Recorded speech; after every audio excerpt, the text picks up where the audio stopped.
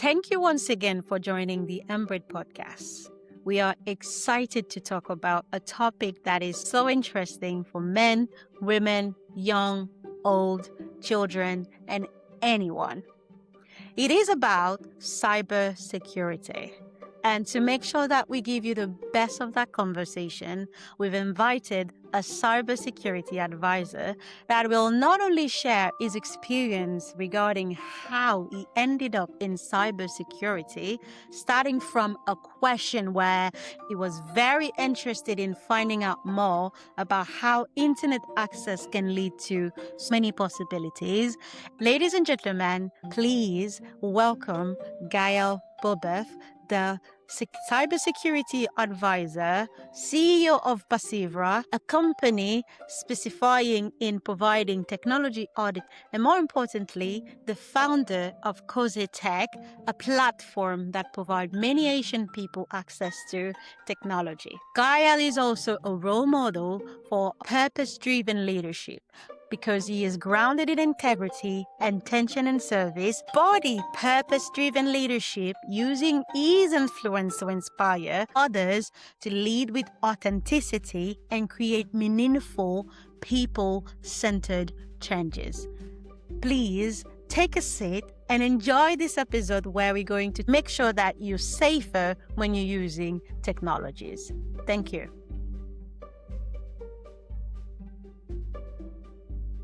Thank you for your time today, Gael. We truly appreciate. We know you are someone who is extremely busy. It was hard to get you, by the way. So we're really proud to have you today. And on behalf of my team on the Unbreak podcast, we want to say thank you for your leadership in digital security and cybersecurity, building resilience within the community, especially teaching people how to use technologies. Now, before we kick off, Gael, how do you feel today? I'm feeling very good. Thank you for having me. I'm very excited to talk about technology as usual. This is fantastic. In case some of our listeners do not know who you are, how would you introduce yourself? Well, I am a computer engineer with about 10 years of experience. I studied computer science back in Haiti, and right now I'm working as a cybersecurity advisor in the US, and I also teach at a community college. So, community college, how is it? It's very good. I really love it. This is one of the rare jobs that I had that I feel so fulfilled because I really enjoy sharing my knowledge. So I'm very excited whenever I teach someone about information technology in general, and having on a regular basis a set of young students in front of me where I can transfer my knowledge is amazing. This is phenomenal. That's one thing I probably couldn't do because I'm not that patient, Gail.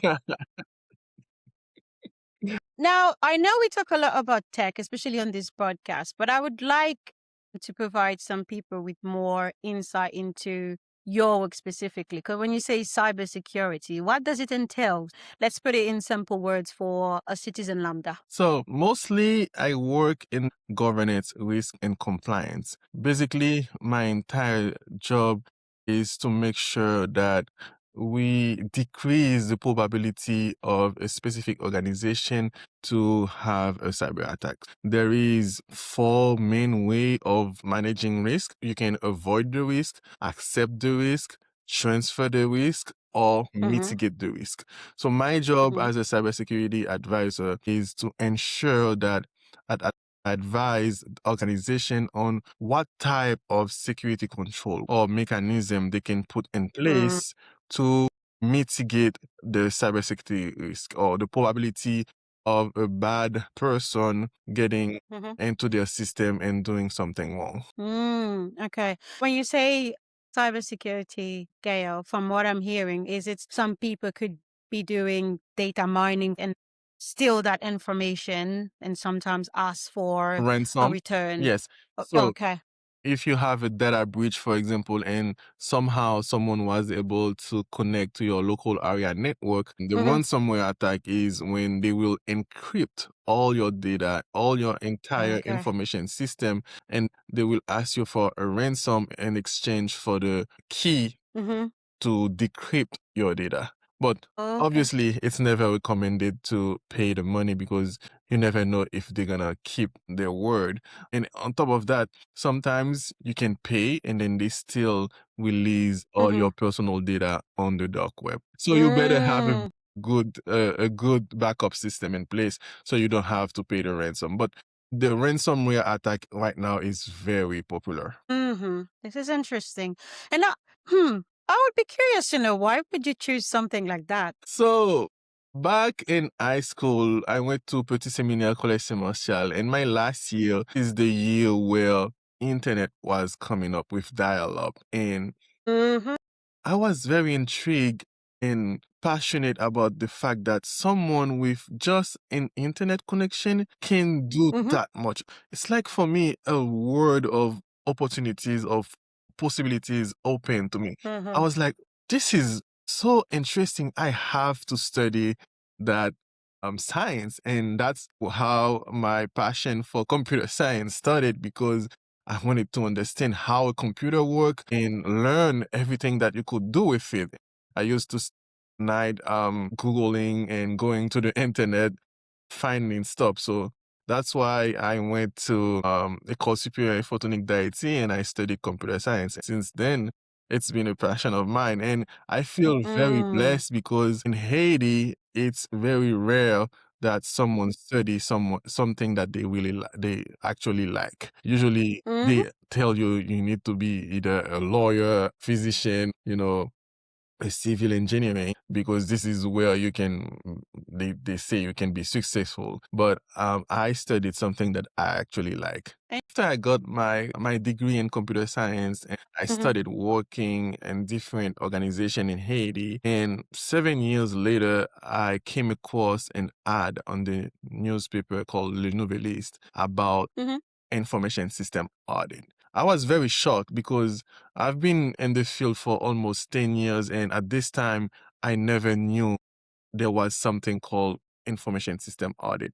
But I've always heard of accounting audit, financial audit, and I was very curious. So I subscribed to the seminar and I discovered a whole new world. And it was all about IT audit and how to mitigate risk. And I was very interested in learning more. So I decided to go all in. I spent months studying for a certification called CISA, which stands for Certified Information System Auditor. And this certification was literally my ticket to get into cybersecurity. Because if someone doesn't know, cybersecurity is huge. There's many fields inside of cybersecurity. So I especially work in the governance, risk, and compliance sector. As an IT auditor, I was able to get my certified information system auditor and then move to the US and find my first job in IT auditing. Wow. This is fantastic, Gael. And I think you already suspect where I'm coming from Mm-hmm. with all these questions because I'm trying to understand from a listener's perspective. This is a very rare field, although I understand Yes. now we have AI and more people could be interested in finding out more about cybersecurity. I'd like to say some companies Mm-hmm. have a much bigger understanding of cybersecurity. Now, I also want to understand from your perspective, how did all of that experience and knowledge lead you to create Cositech? Um, I created Cositech mainly because going to school in Haiti is not a given. I always felt privileged. I was able to go to school in Haiti, to private university in Haiti. And when I graduated, I realized there was such a huge gap. I started to go to places like Banj and radio show, and started to teach about everything I knew. And when I moved to the US, I decided to scale up this initiative by creating an entire YouTube channel.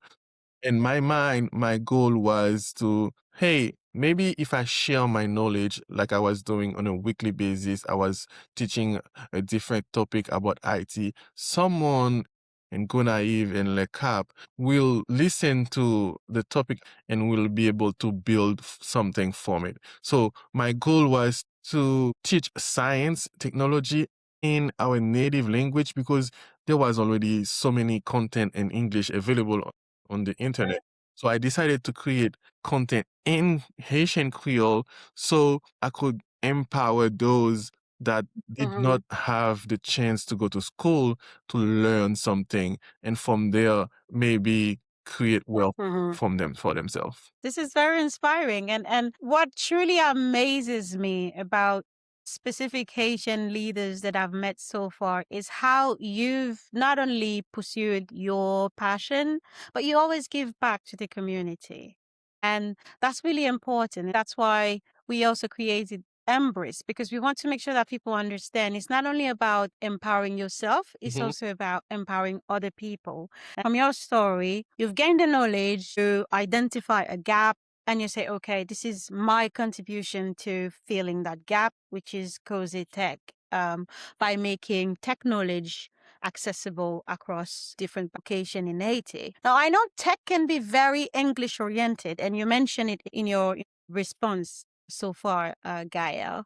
How do you approach making complex topic accessible for learners from diverse communities then? First of all, I like to simplify things with a trivial example. In fact, I think I have a gift for teaching because since I was in high school, people often told me that I explain things very well. So I can break a complex topic into smaller building block. For example, instead of jumping straight into network pen testing, I will start with how data actually move across a network. What is a network? And then once the foundation is clear, I will advance to more complicated concept because they are less intimidating. So another thing is also I love to use a drawing board like an iPad so I can make sure that while I'm explaining, I can draw and the student can visualize what I'm saying. Not only I can draw and explain with a board, but also I will do when it's needed live demonstration so the student can see and understand what is the actual meaning of what I'm Yeah. saying and the impact. Wow. Obviously, in underdeveloped country, it's going to be access, access to human resources that can train people and access to material as well. So many talented people, they simply don't have access sometimes to reliable internet, to modern equipment, structured training or mentorship. Without these foundational resources, getting into tech can almost feel impossible. I remember when I was studying computer science, getting my first laptop was a big deal for me because I couldn't do the lab, I couldn't practice. This is a very huge barrier, the access to material and internet access. Second thing is exposure. There's a lot of people that don't even know what career in tech truly look like. They may hear something like cybersecurity or cloud, but they don't see a clear roadmap or relatable role model who can show them that it is achievable. For example, I never knew in IT there was a job title called IT auditor, but someone came to Haiti and did a training about IT audit, and that's how I knew about it. We need more things happening like this, and that's the whole reason I created Tech to fill that gap in terms of training. When I started creating my YouTube nuggets every week, people that love the small videos of 2 to 3 minutes, they were now asking me, I need a structured content. I need a whole entire training. Yeah. And that's how I was able to create the second training available on Udemy from a Haitian in Haitian Wow. Creole. So you can go to udemy.com and purchase my entire class on cybersecurity. Internet and access to coaching, mentorship, and training. This is the two barrier I think that we have for tech participation, and this is exactly the gap that I'm trying to fill by making myself available. Yeah. I have an entire group where people can ask questions, and I will advise them on how to get in tech and how Mm. to get to the path that match their aspiration. Wow. What I like about your answers, you not only provide the gaps, but you also provide the Solution. resources, which is interesting, especially the bit around the knowledge share. That's really interesting. And I can relate because back when I was studying in Haiti, when you have a laptop, it does sounds like you're a very privileged Mm. person, given how education is progressing lately across the globe. That should be one of the basic, right? Mm-hmm. Things that you could have access to when you are a Student, student. yeah. I do understand why these three things that you've mentioned in terms of access to the resources, the exposure, and also understanding what the tech career would entail. Mm-hmm. Those could be like the key blockers or barriers that people would face in developing countries. I know that we're talking about STEM, and what they've noticed globally is we have less women as compared to men. Now, from your perspective, how would you encourage women to join cybersecurity? I would say any woman or man is just to follow your passion. I Mm. remember this specific guy, he used to text me a lot privately. He was able to gain confidence and create opportunity for himself because he was inspired by my videos. But my Mm-hmm. videos was the trigger that pushed him, but he already had the passion, the drive to learn. So if Mm-hmm. you are a woman and you want to get into STEM or especially IT or cybersecurity, I want you to know that you are no different than any other man. You have the exact same brain. You have the exact same capacity. The only thing that will be a difference between you and someone else is how much do you really want it? What is the level of passion that you have? How much it is burning inside of you that you really want to get in tech? Yeah. Because Yeah. once you have enough passion and you are dedicated enough, you will find the resources. You will find a way to get into tech. This is exactly what happened with my friend. He always thanked me because of so many resources I'm putting for free on the internet, he was able to follow Yeah. his dream and get, and now he's a software developer. He is a software engineer. This is actually the fuel that I have every time I want to give up and there is no rewards, Mm. I mean, financial reward about what I'm doing, and I always want to focus on something else. These type of Mm. messages from Facebook, WhatsApp, these are Mm. the one that keep me going because I remember I have a podcast as well. This guy all the way in Limbe in some city in Cap Haitian who texted me and was like, "Hey, I listened to your podcast and now I know about so and so and so that I can do this and this Yeah. and this all the way to Cape Haitian, right? And I'm here all the way in a different country. Someone is Mm. listening to me and now they have a new type of knowledge that they will be able to Yeah. use to accomplish something. And this is exactly what I love about teaching and Mm. sharing knowledge to empower people about a specific set of skills and that they will be able to Yeah. use and create wealth for their family and themselves. Yeah. I mean, I'm not a teacher, but I can imagine anytime that you see someone gain confidence because they've been in touch with you or because of the knowledge that you share, it can be like a very proud moment for you. And like you say, that fuel that you need to keep going and keep creating Yeah. more software engineers and giving people more opportunities. Now, we're going to move on into cybersecurity, trust, and resilience in digital systems and communities development. I think we touched on cybersecurity as a word, but the word itself can sound intimidating. Yeah.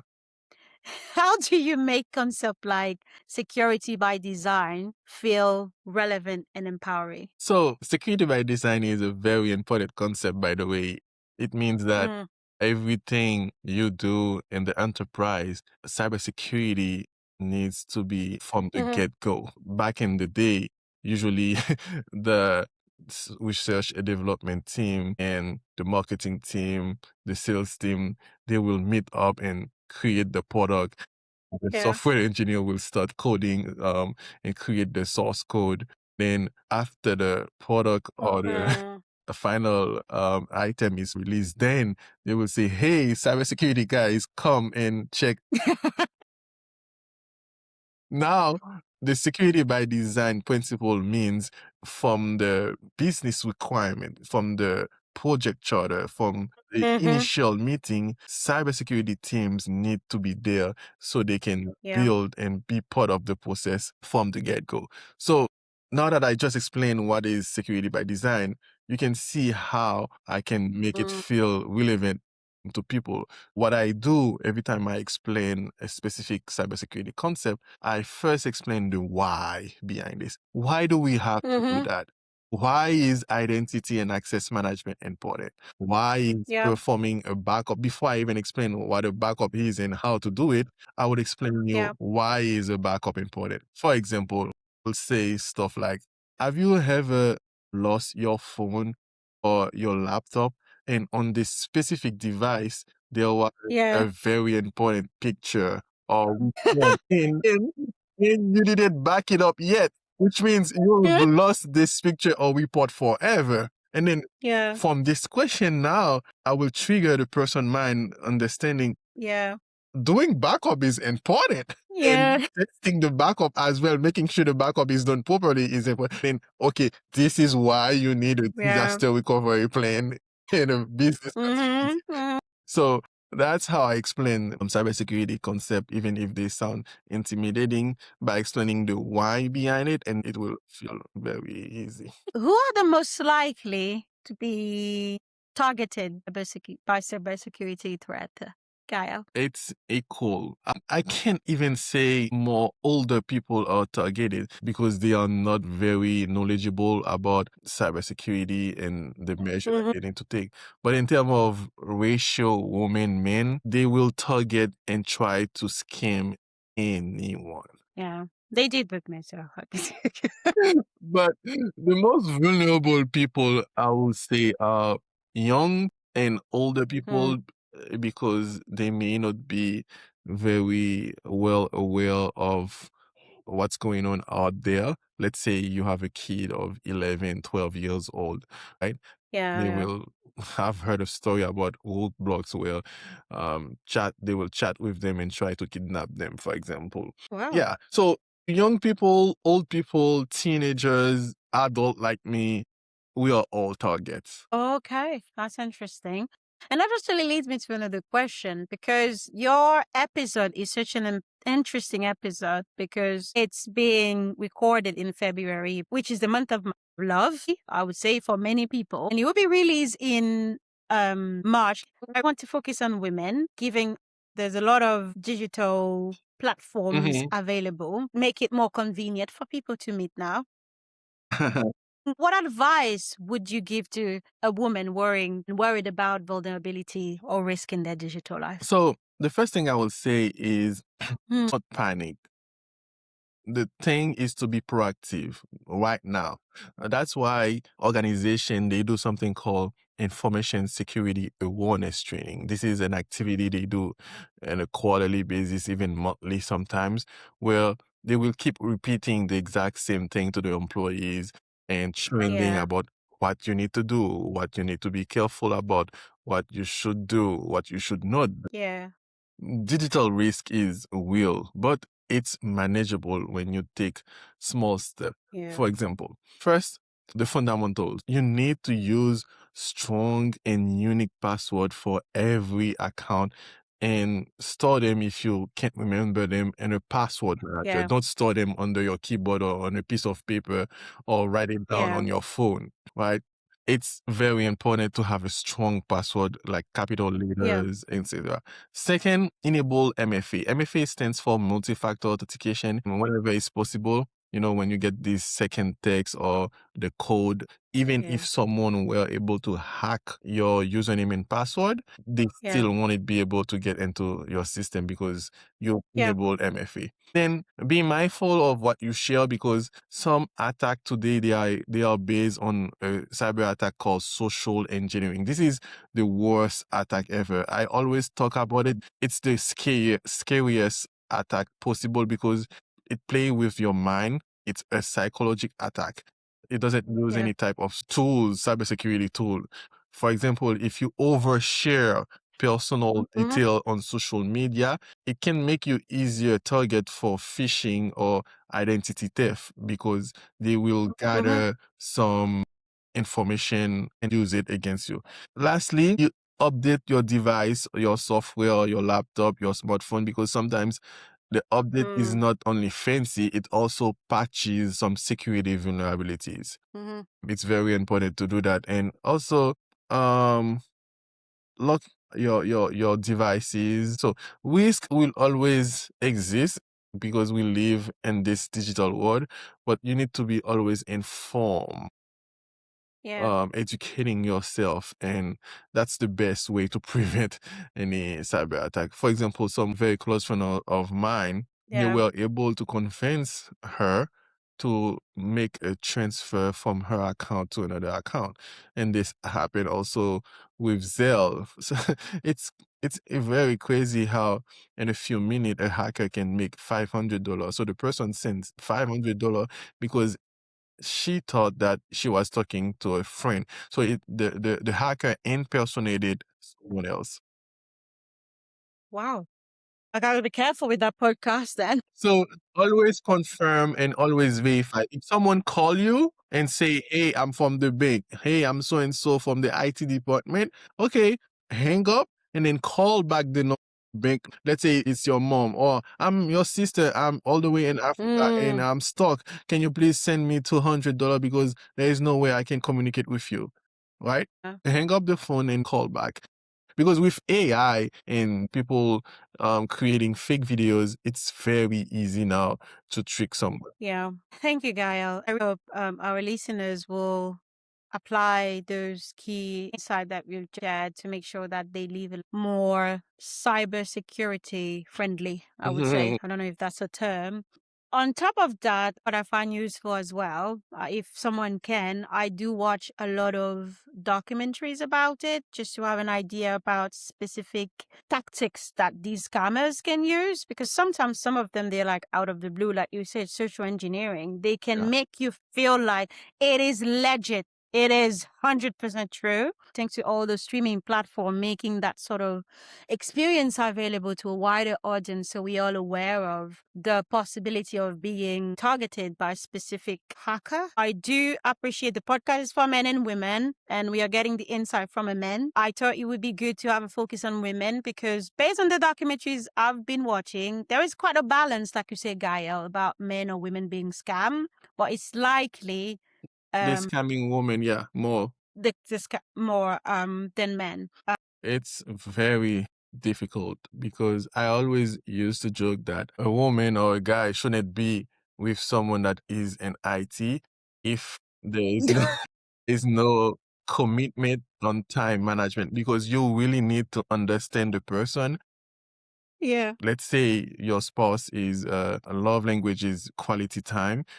If the other spouse is in IT, you need to be able to understand this person, because this person will always be studying. Okay. You always have to keep up with the information, always be Yeah. updated, because the Yeah. thing is, for example, AI right now is the new trend, and you always need to understand what's going on, always be doing a new certification. Yeah. It's like um a marathon that will never end. Okay. If you are in IT in general, you will always be studying. That's how you can become the best of the best and always keep excellence, by making sure you're not outdated. Otherwise, if you don't do that, the technology we're using today was not the one we were using 20 years ago. That's why Yeah. it's very important to make sure you don't get outdated, otherwise you'll be out of a job very quick.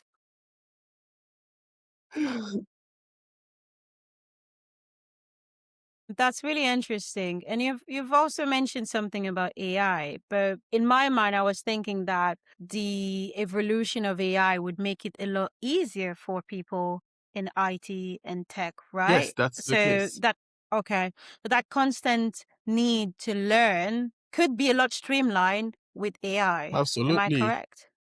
Yeah, Tasks that people in IT used to take 3 to 5 days, they're doing it now in a few hours. If you don't know how to use AI won't necessarily replace you. Someone using AI will replace you. that's interesting. Can you elaborate more on that? I like that. So the AI, you need to Hmm. consider it as an additional tool for more Mm-hmm. productivity, more efficiency. Mm-hmm. So it's not AI that will necessarily replace you. Someone Mm-hmm. using AI could easily replace you if this person decided to master the AI tool. They can understand how to interact with it properly. Mm-hmm. Having this tool in your tool belt will now making sure that you can be more efficient, produce that report faster, right? Yeah. So Okay, that's interesting, and thank you for that. The reason I ask you to elaborate more is because I know quite a lot of people are a bit concerned about the future of their jobs with the expansion of AI. And I like how you say it's not AI that's going to replace you, because essentially it's a machine, isn't it? let's say, for example, I know a company that is Mm, tearing down his entire yeah. plant. They are creating a whole new plant manufacturing industry, and destroying their current one with and implementing brand new robot, right? Mm-hmm. Now, these robots are going to be replacing many employees, but guess what? Yeah. Guess what? Someone will need to manage these robots, right? They need to be Yeah. updated. Yes, they don't have to be tired. They will work faster and more efficiently, but they have Yeah. firmware to be updated. They have maintenance to be done on them. So now you need to upskills yourself or update yourself on how to manage this robot. Yeah. You Okay. may, you I may agree. still have a job if you ensure that this new technology, you master it. But the technology Yeah. will replace, that's true. If you had any doubt of that, about that, don't anymore.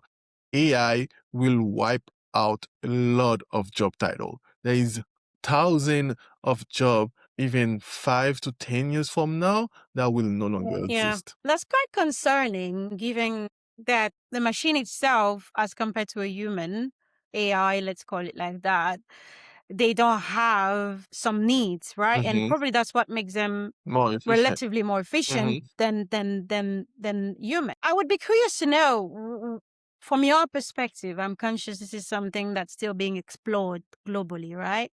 From your perspective, how should one be prepared to face that? I'm conscious you've mentioned learning Yeah. about AI more, understand what AI cannot do, because clearly it can't do everything. There will be some gaps, but from a human perspective, how do we still remain connected to our nature as human species in a world that is potentially led by AI or by robots?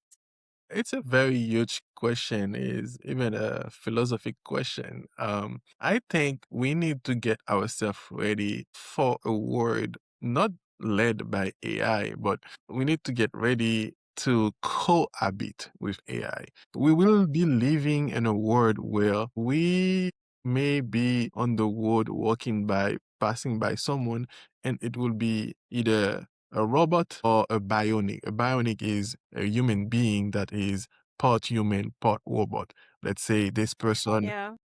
is missing a leg, and then they will replace the leg with a robotic arm, because this Yeah. robotic arm can do now what his missing leg was doing. So we will Mm-hmm. be living and cohabiting with machine and bionic people. You can see right now people, they have robot in their house that can clean these little robot that are on the floor, but moving Yeah. forward, we may have a humanoid instead of a real robot, but you'll have a human being as a robot, and it will be cheaper and cheaper to the point that every single person, just like a PC right now, will be able to afford one in their house. Okay. So we'll be cohabiting with AI.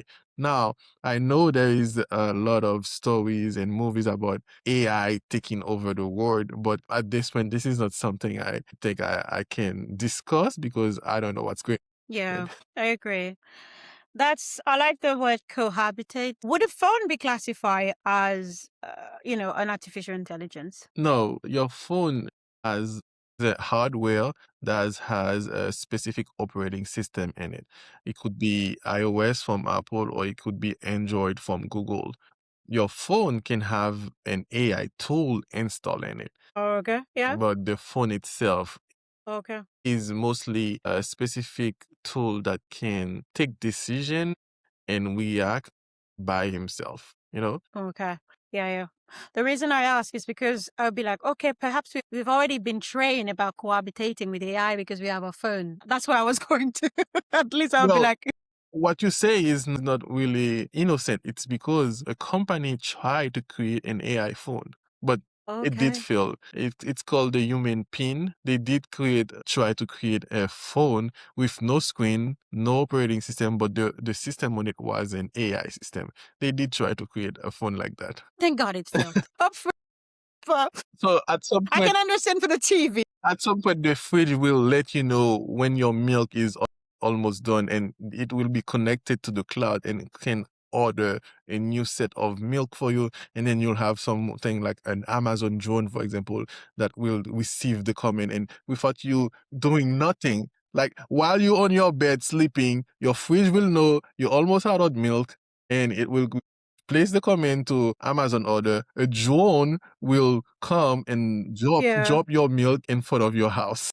But cybersecurity, like what Data privacy. complicated and yeah, what Data about privacy. data Yeah, privacy? that's a huge concern, and that's what everyone is talking about right now, because everything is connected. Your Alexa speaker, even your toaster, your fridge. Now everybody is concerned about data privacy. But you live in Europe, and you know about the GDPR, the general Yeah. rules about data protection, and that's why everybody now is trying to make each state are trying to make their own data privacy law, because this is going too far and they are harvesting and gathering so many personal information about ourselves. It's getting out of hand. But for someone like you, how do you breathe in the middle of all these things? Because you did say, uh, from your field, like you learn constantly, and that there is a lot of innovation happening around you. You Mhm. need to be constantly up to date. So how do you get back to yourself? How do you take a break, Gael? People used to say they don't know how much I'm able to do. How am I able to do that much? It's like I'm living 24 hours. You're not AI, no? You're not a humanoid, are you? But I do make sure I relax. I Yeah. love to go to the movie theater, Mm, go for a swim in a pool, and I spend time with my kids. I like to mm. disconnect sometimes. But the thing is, even when I go and watch to a movie, it's most likely going to be a sci-fi movie. So it's a circle. It's just disconnected from there to be connected here. I get it. So yeah, I can say IT is not for everyone, but I just love it. I love it. Wow. And it's interesting that you mentioned this around how you disconnect. I think what I've noticed now, even when you try to disconnect, it always goes back to technologies most of the time. Things as simple as going for a walk now is getting a bit more monitored with your watch. Mhm. That it's and for me, I think that's the bit I am really looking forward to finding out more about how we're going to balance people well-being and the expansion of technology. Well, I think we can have another podcast about that, but there's a huge trend now um, about digital minimalism where people are literally going back to dumb phone. I don't know if you remember back when we were kids, these Nokia phone that can only Yeah, make yeah. call and SMS. it's becoming so intrusive right now. People are trying for a week, for a month, going to some place with just a dumb phone, a flip phone, and trying to disconnect with a book and going for a walk and having a real TV with no internet connection. And Yeah. yeah, it's called digital minimalism. I am a So people used to say with social network, people are more connected to each other, but yet feel more disconnected yeah. because all you have to do True. is watch this person's stories and post, and you think that you are connected to the person, but you never actually reach out to this person with a call or Yeah. a real text message. So I will tell them, well, your background is not necessarily Mm. a limitation. It could actually be an advantage.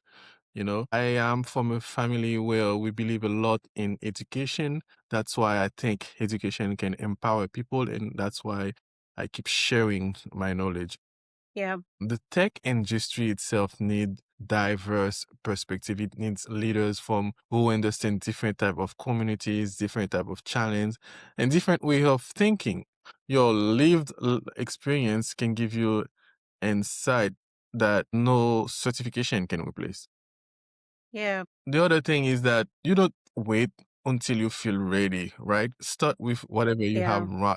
right now. If you don't have a laptop, use a pen and a pencil. So in tech, Yeah. no one is really fully ready. Start learning, build small projects, Yeah. join communities, join my WhatsApp group, go on LinkedIn, create a LinkedIn account. Yeah. Even if you see a role that you meet Yeah. 60 to 70% of the requirements, still Yeah. apply. Find mentorship, build relationship. There Yeah. is huge community like Cositech, like me, and we have a group where everybody is supporting everyone. So as long as you surround yourself with people that can challenge you Yeah. and believe in your potential, then you will be successful. The path may not always be easy or similar to the other person that you're Yeah. friend with, but it's absolutely possible. And this is the one thing that I really love about technology. I think technology is the only field where you can move across the globe and you still be Yeah. successful. For example, I moved from Haiti to the US, and until the day I'm talking to you, I have 0 degrees from the US. I only have my bachelor degree from Wow. Haiti. And I'm able to work and make good money because technology is one Mm. of the only field that is universal. So the same IP address that's true in Haiti is the same IP address in the US. So that means Yeah. your skills and knowledge are transferable, and you can start working in the US straight from Haiti if you know your stuff. So studying Yeah. technology is one of these rare field where Yeah. you don't have to start over. Yeah. Wow. That is very insightful, Gaia. Thank you. Thank you for sharing that one. So I think I would like to put as my last word, I would like to put an emphasis on how much education is important. And so when I was in high school, I realized that tech education don't only change career, they can change an entire nation. So when I think of a country like Haiti, where most of the population is young people, and we are young, so we can do stuff, we can work. And I used to think of Japan. When you look at Japan, Yeah. is a very powerful example. Japan has very limited natural resources and doesn't have a vast oil reserve or large agricultural advantage compared to other countries. Yet today, it's one of the world leading technology and innovation economy. Why? Because they invested Mm. heavily in education, engineering, discipline, and technological development. Companies like Sony or Toyota, they didn't emerge because of natural resources. They Mm. emerged because of human capital. And we have this in Haiti. Yeah. We have a lot of human resources. So that was a defining realization for me that we need to teach more. If a country without abundant natural resources can become a global tech leader through education Yeah. and skill development, then communities with limited economic opportunities can do the same. And technology is one of the few industries where your knowledge can outweigh your geography, like I said earlier. So that's why when I understood teaching IT and digital skills isn't just about helping someone get a job, it's about building intellectual infrastructure. It's about creating economic mobility that isn't tied to a physical resources. So I believe, and this is Cositec mission, that tech education can transform lives because it gives people something no one can take away, a skill that can scale globally. Yeah. Wow. This is phenomenal, Gael. I did enjoy our conversation a lot because it was really interesting to start learning more about what has impacted you to join the tech industry, how access to internet can lead to so many other things, especially when it comes to cyber threats. And then you move on to sharing your knowledge. You're finishing your degree from a university in Haiti, which I believe is the biggest tech Yes. university in Haiti, and then you move to the US where now you're working as a teacher, it's like you're working with community college. And as I said earlier, and I do mean it, I genuinely believe a teacher is creating intellectual infrastructure, which is true. You not only you sharing your knowledge with those community college students, but also you have your own podcast, which is called The Text. Highly recommended for people to go to. You can find it on Apple Podcasts, and you can also watch the videos on YouTube and gaining knowledge about, tech in Haitian Creole for any of our listeners in Haiti specifically. We also understand that cybersecurity and IT and digital in general can be a very challenging lives. Having a balanced life is not always easy because you're working in a field that requires you to constantly upgrade yourself to keep on top of the innovation and the infrastructures, especially now that AI is becoming more and more prominent in your field. We also talk about how women and men can avoid cyber threats by taking simple measures such as making sure that you use MAF. Is it multiple MFA MFA, there you go. Multiple factors authentication. authentication, there you go. And also using multiple to strong passwords, locking your laptop to make sure that you can be less targeted by cyber threats. One of the key things you've mentioned today, Gael, that's really important is about how some of the scammers, they use social engineering to lure people, sharing information with them and then taking advantage of your finances more specifically, because most likely it's about finances. Right.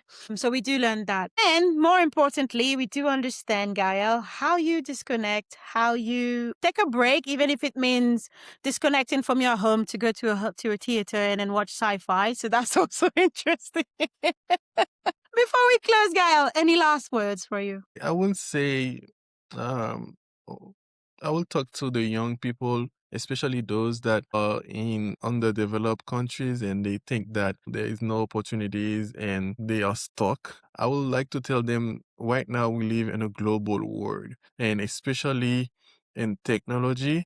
If you know your stuff, and if you sharpen your skills wherever you are in the underdeveloped country, Haiti or another country, you can build a name for yourself and make sure by creating your personal brand on a social media like LinkedIn, you will attract opportunities to you. Thank you, Gael. And thank you once again for sharing your truth, your wisdom, and what it means to lead with safety and integrity. I am Daphne Pierre, your host, the host of the Embred podcast. And today the conversation was with Gael Bobeuf, who is a cybersecurity advisor, founder of Cositec, and also the CEO of Passivra. Thank you once again for your time today. And stay tuned for our next conversation. And until then, continue showing up with intention, courage, and grace. Thank you, everyone, and bye-bye. Thank you. Have a good one. Thank you.